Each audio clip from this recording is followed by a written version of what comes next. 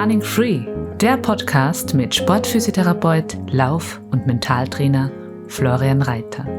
Laufen als deine Basis für körperliches, mentales und emotionales Wohlbefinden. Finde deinen Rhythmus durch achtsame Bewegung in und mit der Natur.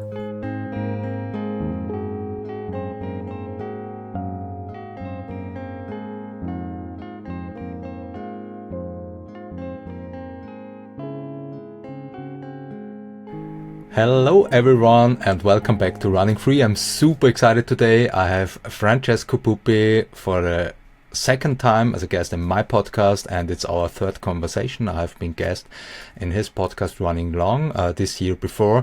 Yeah, and 2025 has been an incredible year for him. So many wins, truly mind-blowing. Today we will talk about what these achievements might have changed for him, or if he's still the same. Francesco, we know.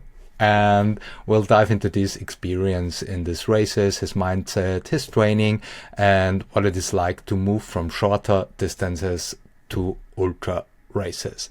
And there's a fun twist. We have some surprise questions coming in from a friend from Francesco, which will pop up as an audio during our conversation. This episode is also available as a video podcast on Spotify and YouTube, where I have added a few impressions from the World Championships in Canfranc in Spain 2 weeks ago, including some photos from Francesco, so you can really get a sense of the races. You will find all the links to my current camps and offerings and even a previous episode with Francesco in the show notes. And if you enjoyed the conversation, I would really appreciate if you subscribe, leave a review, share or comment. Funny note before we start, I love going for a run before my podcast recording to get physically and mentally ready. This time, thus the gap between getting home, showering and starting the podcast was less than 5 minutes. So for the first half of our conversation, I was basically sweating like I was still running. Francesco, thank you so much for making the time. And yeah, so let's start with our conversation. So, I'm a little bit sweating because I've been running, and it became a little bit close, but I managed it to come in time. So, the warm-up is done. Yeah, so let's start. Francesco Puppi, hello to my podcast again. It's for the third time that we are talking now. I have been guest in your podcast, and now you are in my podcast for the second time, and I really appreciate it. Thanks a lot. Welcome, Francesco. It's nice to see you again. Yeah, thanks for having me. It's always nice to talk to you. Yeah, and I think that we have a few really interesting topics where we can talk about. The World Champs just 12 days ago. And when you're interested, all to our listeners, I will link the 2 earlier episodes with Francesco in the show notes, so we don't have to start at zero. But just a few words. You are the co-founder of the Pro Trail Runners Association. You are a coach of World Run. You are the podcast host of Running Long. That's in English, and any service available in Italian. Yeah, you are a freelancer. You protect our winter athlete and quite a lot of more. You are a great human being. I really love it to talk to you and to follow your journey. And Francesco, we had a talk earlier this year, and at this point you have already won 2 races in Transgrancanaria marathon, and then what followed afterwards in this season, it's amazing, it's outstanding. I just want to mention it before we start, because I think that's really great achievement. And you won the Chianti Ultra Trail Marathon, about 46 kilometer first place, the Canyons Endurance Run first place, 100k, with nearly about 4,000 meters in elevation, Lavaredo Ultra Trail 50k first place, Sierra Senal outstanding 10th place, top 10, at this short race in comparison to the other race. Then the CCC, first place, 101K, and that the world champ, third place in the team and ninth place overall. Francesco, what do you think about the season 2025 so far? Congratulations. Thank you. Yeah, I think it went far beyond my expectations. Not that I really expected anything in terms of results or like podiums and wins before 2025. I just wanted to strive to improve as an athlete, as I've always done. And I wanted to make my debut on the 100K distance and, to just leave all the experiences that I chose for 2025. So I think the results were just a consequence of the training that I've done over the years and the support that I received from my coach and the people around me, my team. So it's been great. Like, yeah, it's funny. Like yesterday I was updating my website and my results, and to see on paper that I've won 5 out of 7 races that I've done this year, it's pretty crazy because they are like world-class races. Mm-hmm. And I never really saw myself as a champion, as people say, or like someone who goes and wins races, you know. But yeah, it's been really, really good. Obviously a very, very positive year, but more than the wins, I'm very happy for the experiences and the people that I got to share them with. Yeah, that's amazing. And we've been talking about earlier about this, that you are sometimes a little bit not sure whether you are a champion and you have self-doubts like each of us. You've been talking quite a lot with a good friend of mine, Eva Maria Sperger, in a great episode. She was guest. I will link this too. And now when you updated your website, I saw it earlier before, with all your achievements, does this changed something in the last few months for you in your mind, in your mindset? Like you see yourself now as an Francesco Puppi athlete? It just gives me more confidence in my own abilities and what I can do. Also, I think it changes like how I'm perceived by other people, because of course, like when you win races, it's like you have more authority. I don't know, in some way, like people listen to you and they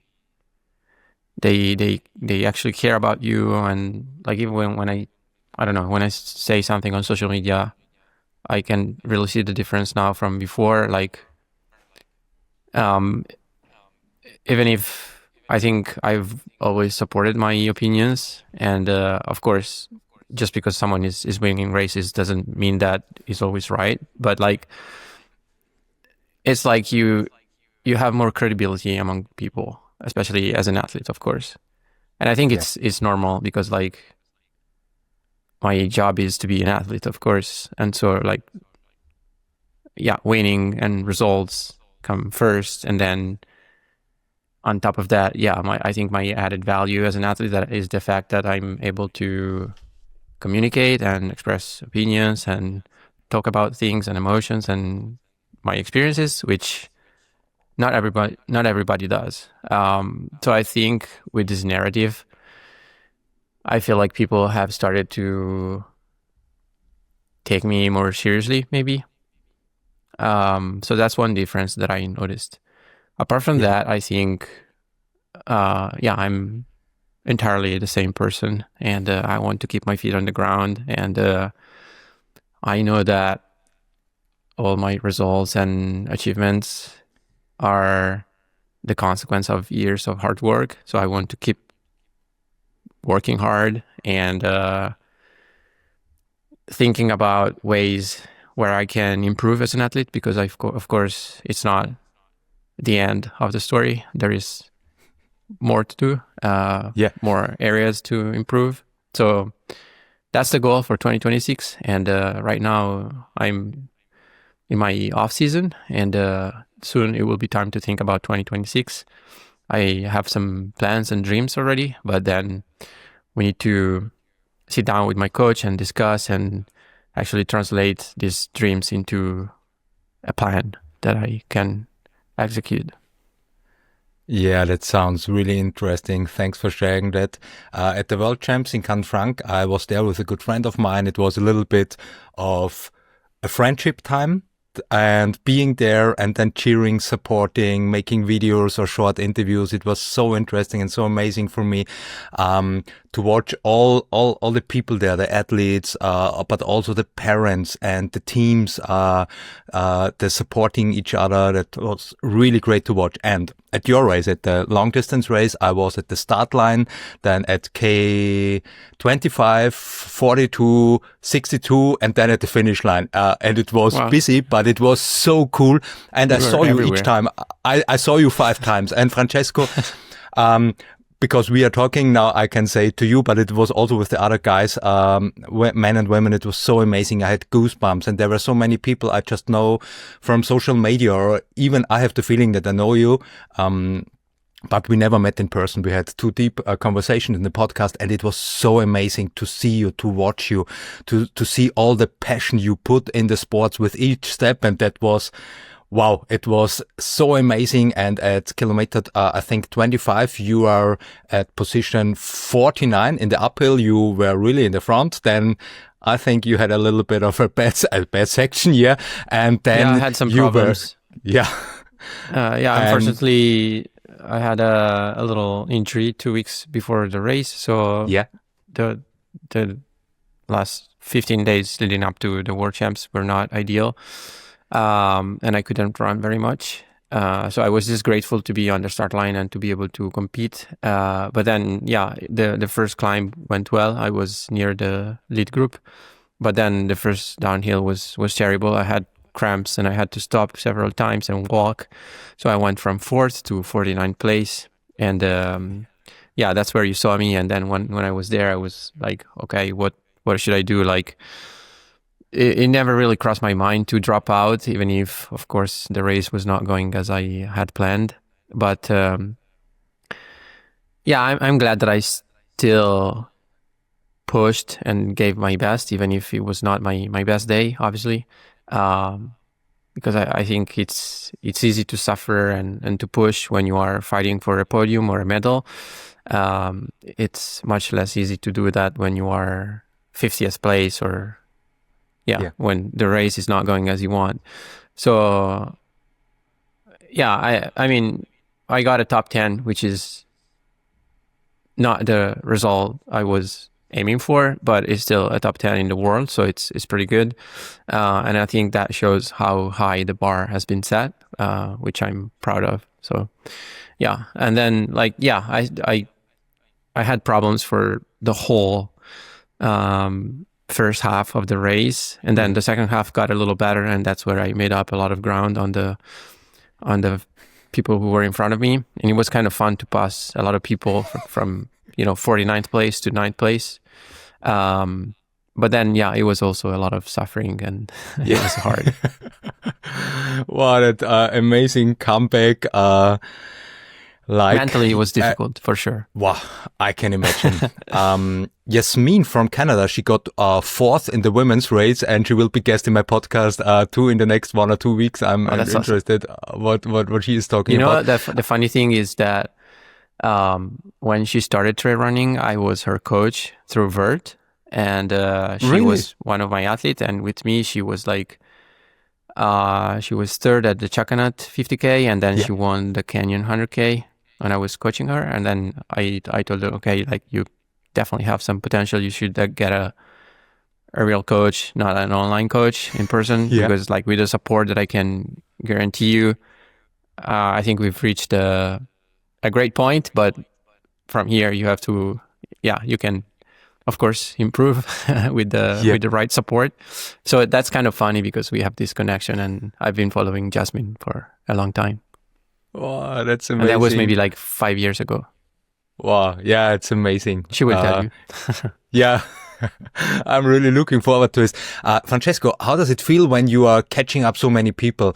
Are you talking sometimes with them, or are you so focused that you are not greeting or talking with the other athletes? You passed 45 athletes till the finish line, or 40 athletes to the finish line. Yeah, I was trying to cheer for my competitors and at least say hi or like good job. Yeah, I was impressed by when I was passed by like 45 people on the downhill, and pretty much everyone was checking on me and saying like, are you okay? Do you need something? Yeah. Just making sure that I was okay, because of course they were surprised to see me there walking or standing on the side of the trail. So I was really grateful for that, and everyone was recognizing me and just checking on me and how I was doing. And I say, I just have, cramps. It's just a bad day. But yeah, maybe I will catch up. And then a lot of people saw me again. I ran for a long time with Joaquim Lopez, as a guy from Ecuador that finished in 13th place. So I think we helped each other a little bit in the middle section of the race.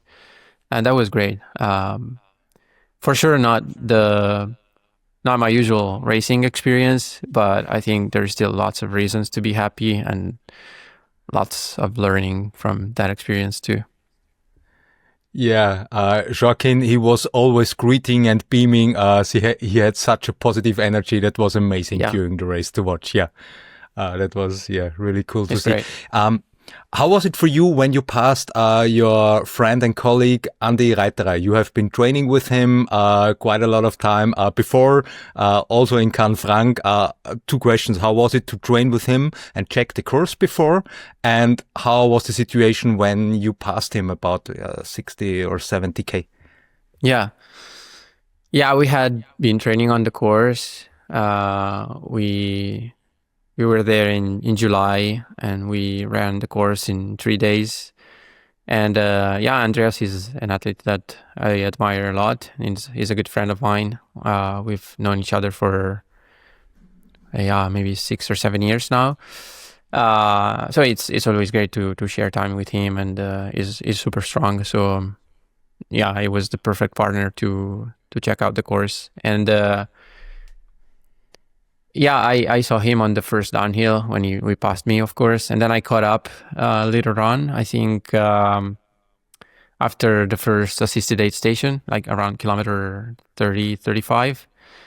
But then I was struggling again, so he went away from me, and he was in front for a long time. And then I caught up again on the climb after Kandanchu, so like kilometer 65 or 68. I saw he was struggling a little bit in that section. He was definitely more tired than me. I was more fresh because I had saved, of course, some energy in the early stages of the race. So I really could push hard the final section. And I just tried to encourage him to push until the end, because we were fighting for a team medal. We knew that we were close to Team USA for the team ranking. In the end, we finished third because I think we lost a few minutes, and Adam Peterman also had a strong finish just in front of me. But I think if it wasn't for him, for me, also for my comeback, and Christian Minoggio, who got 4th overall in the race, it would not have been possible to get a team medal. So it's something we are proud of, for sure. Yeah, that's amazing. And now I hope that you can hear it. Ciao Franci, come stai? Ti volevo chiedere, quando pensi di usare i bastoni durante gli allenamenti e le gare? Noi sappiamo tutti che tu sei uno dei unici che corre senza bastoni. So maybe you can translate it in English. So that's Andreas, for people who didn't recognize him. And He's asking me when I'm gonna start using poles for my races, because I never use them. I didn't use them for CCC and not even for Worlds, and I think I was probably the only one in the top 10 without the poles. Actually, nothing against poles from my side. It's just that I never really learned how to use them, and I see myself more as a runner, coming, from middle distance running, track and field, and marathon, than the typical trail runner with the quiver, the poles, the vest, and all the equipment. So I like to go out on the trails and train pretty light, without carrying much. But yeah, of course, I think as I approach the longer races, maybe go beyond the 100K distance, I will have to start thinking about using poles, because I think the science is pretty clear that you save your legs, basically. It's not that you spend less energy overall. You actually spend a little more energy, but the muscular impact on your legs is way less, because, of course, the arms and poles are helping you on the climbs. So that makes you more efficient. But I think, as I have already mentioned, I'm not yet in the pole stage of my career. So Yeah. it will come, but not right now. Yeah, and you changed from a shorter to longer distance, and there I have a second question from Andy. Long, but not super long. La Still. seconda domanda è: sappiamo tutti che tu vieni dalla corsa in montagna classica e eri molto forte lì, e poi pian piano hai allungato un po' le distanze, hai fatto gare di 40 km, anche lì eri forte, e adesso sei sulle gare lunghe. Perché hai deciso di prendere questa strada con le gare lunghe, e quando hai visto che sei, che sei anche forte lì? Per me sarebbe stato meglio se rimani sulle gare corte, ma ti voglio bene lo stesso. Ciao. Yeah, so is asking me. So obviously, as I mentioned, I started from shorter distances and mountain running, and then I gradually moved up to the marathon distance, 50K, and then 100K this year. And he said that I was successful in the shorter distances, and my transition towards the longer distances has also been extremely successful. He would have preferred for me to stay on the shorter distances, but he lost me no matter what. Yeah. Yeah, So that's amazing. So I think, yeah, I think for me it was just a natural consequence of how I wanted to develop as an athlete and experience the sport. Part of it is curiosity to challenge myself with new athletes and new distances and challenges. I don't really want to keep doing the same races over and over. Trail running is so big, is so diverse. There is so many races and experiences that you can do. So that's one reason why I was inspired to try new things. And yeah, it's not that right now I only see myself as an ultra runner, as a specialist of the 100K distance. I still want to be competitive on the shorter distances and do 50Ks and Cerzinal and VKs. It's just different, maybe where I put my focus. And yeah, it's been a good transition also to discover what is maybe my best event. I think I can manage really well an effort between 6 and 10 hours.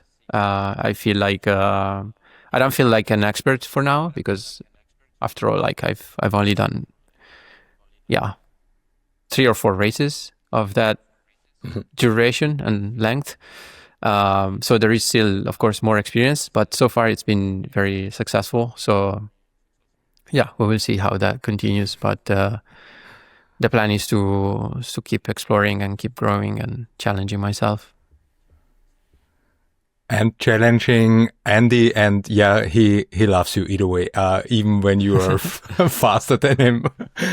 Yeah.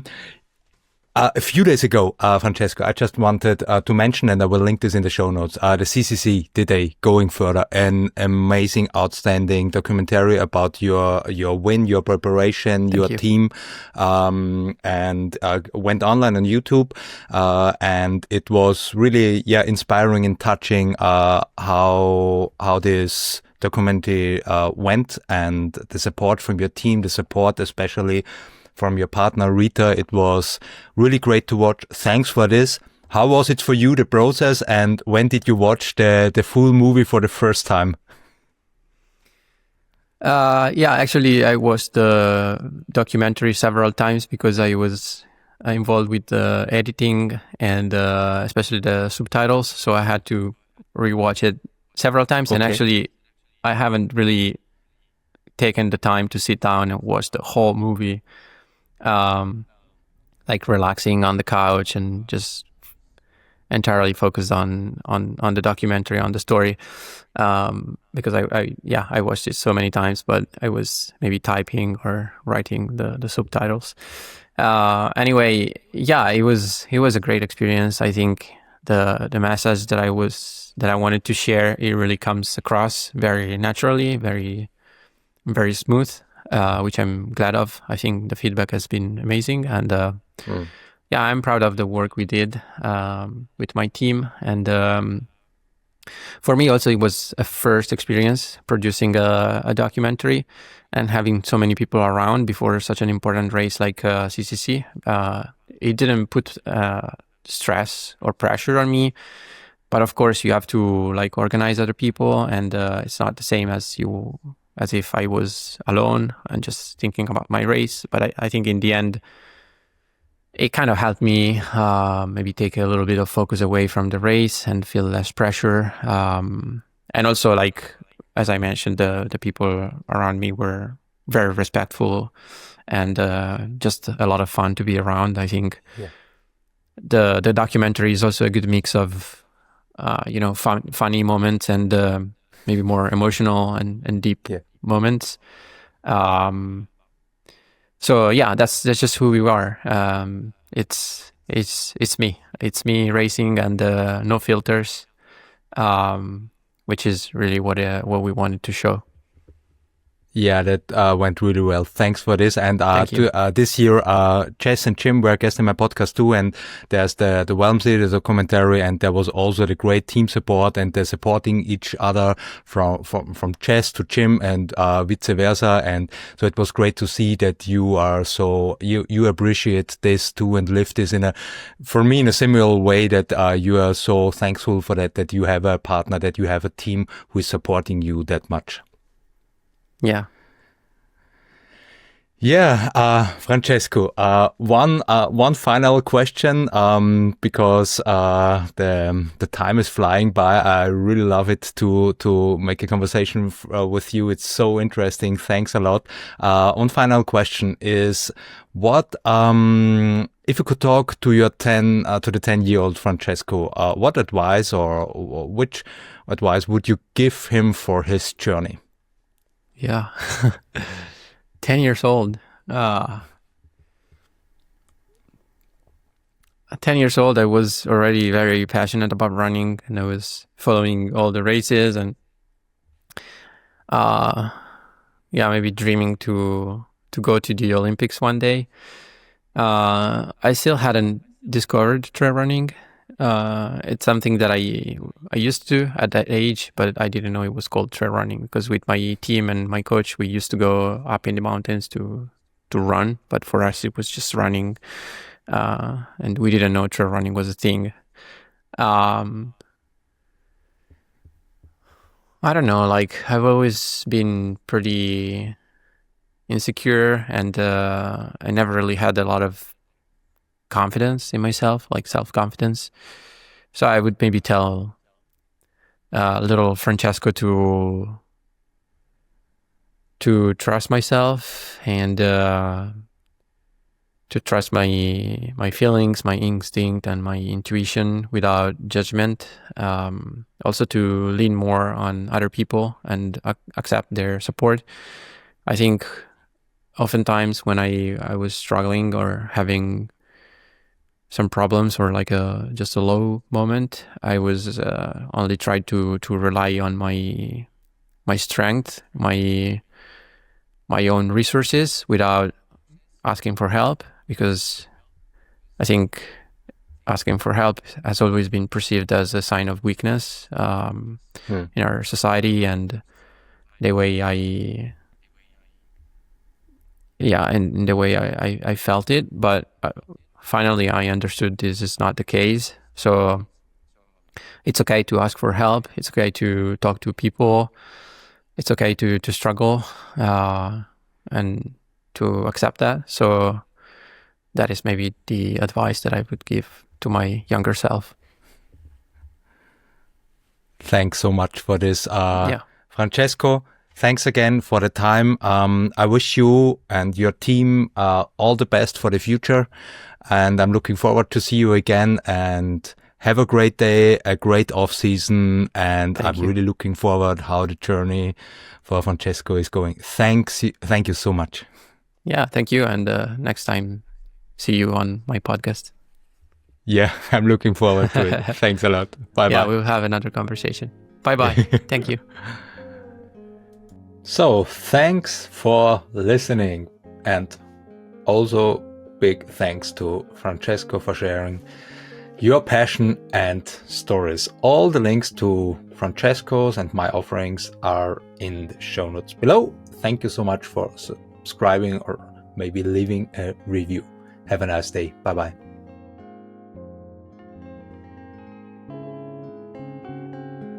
Mehr Infos zu allen Angeboten findest du auf www.reiterflorian.at.